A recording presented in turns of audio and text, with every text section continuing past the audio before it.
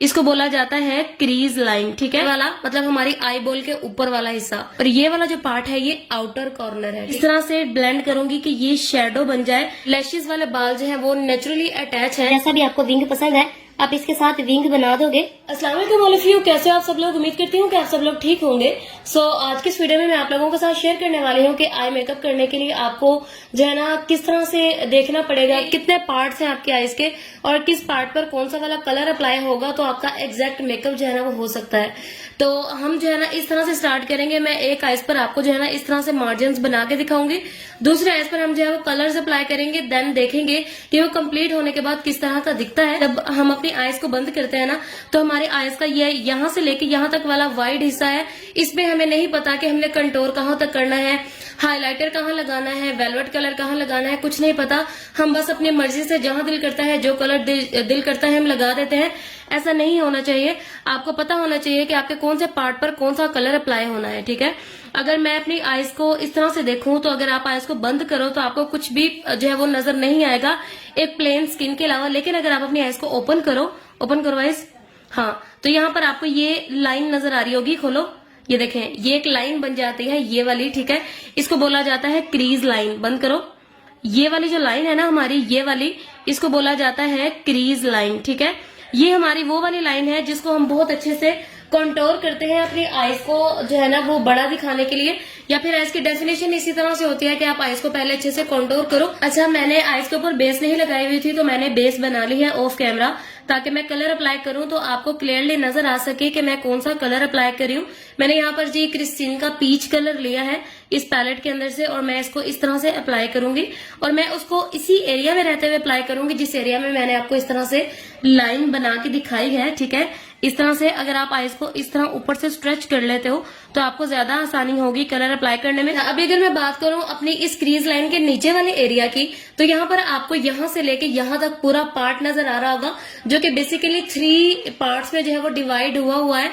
मतलब हमारी आईज का ये वाला हिस्सा, ये वाला मतलब हमारी आई बॉल के ऊपर वाला हिस्सा, ये जो सेंटर वाला इतना सा पार्ट है ना, इसको बोला जाता है आई लिड। आईलिड तो बेसिकली आपका ये पूरा ही है, बट अगर मैं बहुत डिटेल डेफिनेशन में जाऊं तो हमारा ये वाला जो पार्ट है ना, मतलब हमारे आई बॉल के ऊपर वाला ये सेंटर पार्ट जो है ना, ये आईलिड बोला जाता है।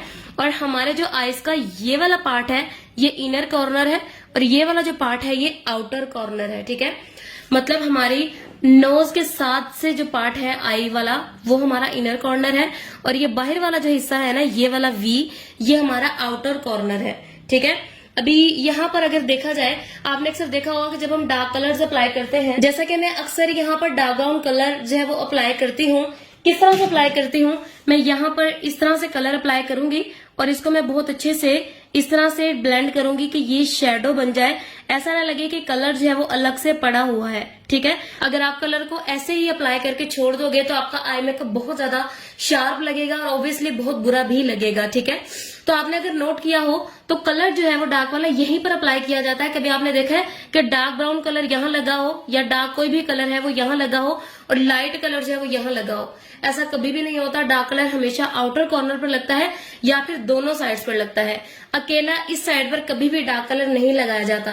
ये इसी वजह से होता है कि हमारी आई मेकअप की थ्योरी ही ये है कि हमारा जो आउटर कॉर्नर है यहाँ पर डार्क कलर लगता है, और बाकी जो हमारा यहाँ से यहाँ तक वाला पार्ट है ना, यहाँ पर आप कोई भी जो है वो वेलवेट शेड लगाओगे, ठीक है, जो भी आपके ड्रेस में अवेलेबल है, गोल्डन, सिल्वर, पिंक, कॉपर, जो भी कलर अवेलेबल है वो आप लगाओगे। जैसा कि मेरे पास यहाँ पर ये कॉपर शेड है, ये मैं यहाँ पर अपने आई के ऊपर अप्लाई करूंगी, बट मैं इसको जो है ना इस तरह से अप्लाई करूंगी और मैं इसको इनर कॉर्नर तक लेके जाऊंगी, बट मैं इसको आउटर कॉर्नर पर लेकर नहीं आऊंगी, ठीक है। क्योंकि हमारी आई मेकअप की थ्योरी ये है कि हम इसको आई लिड वाले पार्ट से, मतलब आई बॉल से इनर कॉर्नर तक लेके जा सकते हैं, आई बॉल से आउटर कॉर्नर की तरफ हम इसको नहीं लेके आ सकते। इस तरह से मैं इसको अप्लाई करूंगी और फिर मैं इसको ऐसे ही नहीं छोड़ दूंगी, मैं इसको जो है ना अच्छे से फिंगर के साथ टैप टैप करूंगी ताकि जो हमारे इस कलर के एजेस है ना ये सॉफ्ट हो जाए, बिल्कुल इस तरह से, ठीक है। इस तरह से ये सॉफ्ट हो जाए और हमारा आई मेकअप जो है ना वो ऐसा ना लगे कि हर कलर जो है ना वो अलग अलग पड़ा हुआ है, ठीक है, लाइक दिस। ऊपर वाला एरिया है जो कि आपको ये नजर आ रहा है। अच्छा, हमारी क्रीज लाइन की ये वाली लाइन है ना, यहाँ से लेके यहाँ तक जो है ना वो ऑलमोस्ट हमारी कंटूरिंग जो है वो हो जाती है, क्योंकि बारीक लाइन तो हमें कंटूरिंग से बनानी नहीं होती, हमने उसको अच्छे से ब्लेंड करना होता है। और ब्लेंडिंग के दौरान में हमारा कलर जो है ना वो इतना सा स्प्रेड हो जाता है कि हमारा इतना एरिया जो है ना वो अच्छे से कवर्ड अप हो जाता है। उसके बाद बचता है जी हमारा ये वाला एरिया। तो जी हमारा जो ये वाला एरिया है ना, ये वाला पूरा यहाँ से यहाँ तक नहीं, जस्ट हमारा यहाँ से ये इतना एरिया, ठीक है, इसको बोला जाता है ब्रोबोन एरिया। ठीक है, हमारा यहाँ से लेके यहाँ तक वाला जो एरिया है ना, इसको बोला जाता है ब्रोबोन एरिया। और इस एरिया के ऊपर जो है ना वो हाइलाइटर लगाया जाता है। जैसा कि आप लोगों ने देखा है, अक्सर मैं हाइलाइटर यूज करती हूँ। आप किसी भी ब्रांड का हाइलाइटर यूज कर सकते हो। यहाँ पर मेरे पास गिबलिनी का हाइलाइटर है और इसको मैं जो है ना इस तरह से अपनी आईब्रो के नीचे जस्ट इस एरिया में अप्लाई करूंगी। कभी आपने देखा है कि हाइलाइटर को यहाँ से लेके यहाँ तक अप्लाई किया जाए?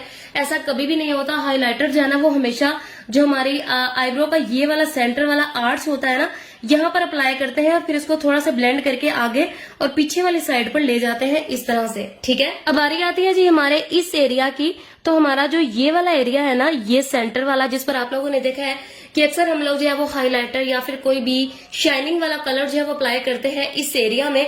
तो इस एरिया को बोला जाता है जी टीयर डक्ट। ठीक है, टीयर डक्ट, DUCT। ठीक है, तो इस एरिया पर हम जो है ना वो हाइलाइटर अप्लाई करते हैं। वो आपकी मर्जी है, आप फिंगर के साथ अप्लाई कर लो या फिर आप ब्रश ले लो। इस तरह से हम जो है ना वो कलर को अप्लाई करते हैं अपने इनर कॉर्नर पर, जो कि बहुत ज्यादा खूबसूरत लगता है और आजकल बहुत ज्यादा ट्रेंडी भी है। अब बारी आती है जी हमारे इस एरिया की। तो हमारे जो लैशेस के बिल्कुल साथ साथ ये आपको लाइन नजर आ रही होगी, जिसके साथ हमारे लैशेस वाले बाल जो हैं वो नेचुरली अटैच हैं। इस लाइन को बोला जाता है अपर लैश लाइन। ये वाली जो लाइन है ना हमारी, ये मैं आपको हाईलाइट करके दिखाती हूँ। ये वाली जो हमारी लाइन है जिसके साथ हम लाइनर लगाते हैं, उस लाइन को बोला जाता है अपर लैश लाइन। और इस लाइन के साथ जो है ना वो अक्सर हम लाइनर लगाते हैं, जैसा कि मैं अभी आपको लगा के दिखाने वाली हूँ। यहाँ पर जी मेरे पास काशिश का आईलाइनर है और आप लोगों ने देखा है कि जब भी हमने लाइनर लगाना होता है, सबसे पहले हम लोग जो है ना इस तरह से लैश लाइन के साथ साथ बिल्कुल एक लाइन ड्रॉ करते हैं।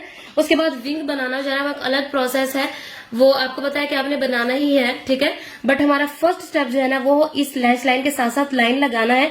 तो आपने याद रखना है कि आपकी जो ये लाइनर वाली लाइन है ना, इसको बोला जाता है अपर लैश लाइन। ठीक है, इस तरह से हम कलर अप्लाई करेंगे। देन हम छोटा सा या जैसा भी आपको विंग पसंद है, आप इसके साथ विंग बना दोगे लाइक दिस। खोलो इस, फिर बंद करो, फिर खोलो, फिर बंद करो। ठीक है, इस तरह से आएगा कुछ। अब बारी आती है जी हमारे आईज के नीचे वाले पार्ट की। तो आप लोगों ने देखा होगा अक्सर हम आईज के ऊपर जो है वो मेकअप करते हैं, आईज के नीचे भी मेकअप किया जाता है। तो आपको पता होना चाहिए कि आपकी आईज का जो नीचे वाला पार्ट है उसको क्या बोला जाता है।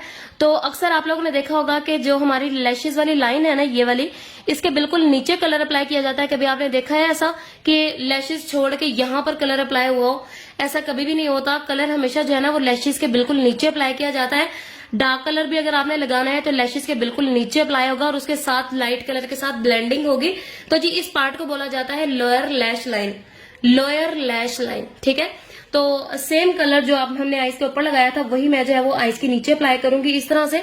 अगर आप जो है वो कोई डार्क कलर लगाना चाह रहे हो या फिर कुछ लोगों को स्मोक जो है वो स्मोक टाइप लुक जो है वो पसंद होता है, या फिर काजल किसी को बहुत ज्यादा पसंद होता है, तो आप उसको जो है ना लैशेस के बिल्कुल साथ रख के लगाओगे। ऊपर देखो, लैशेस के बिल्कुल साथ रख के लगाओगे। उसके बाद आप किसी भी लाइट कलर के साथ उसको ब्लेंड आउट कर दोगे। मैक्सिमम आपका जो कलर है ना वो यहाँ तक आता है, इससे ज्यादा नीचे कलर जो है ना वो नहीं लेके जाते, क्योंकि वो अच्छा भी नहीं लगता।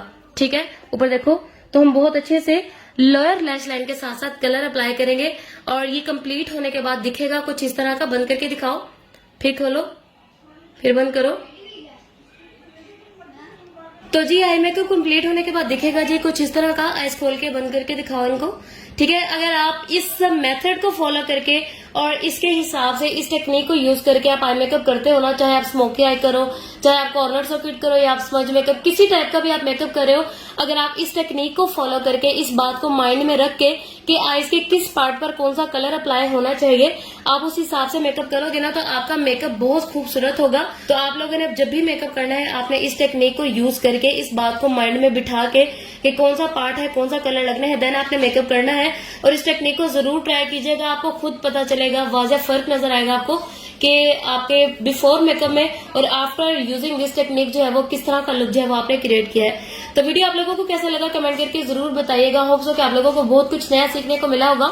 इसके साथ ही मुझे इजाजत दे, दुआ में याद रखिए, मिलते हैं एक और नई वीडियो में, तब तक के लिए अल्लाह हाफिज।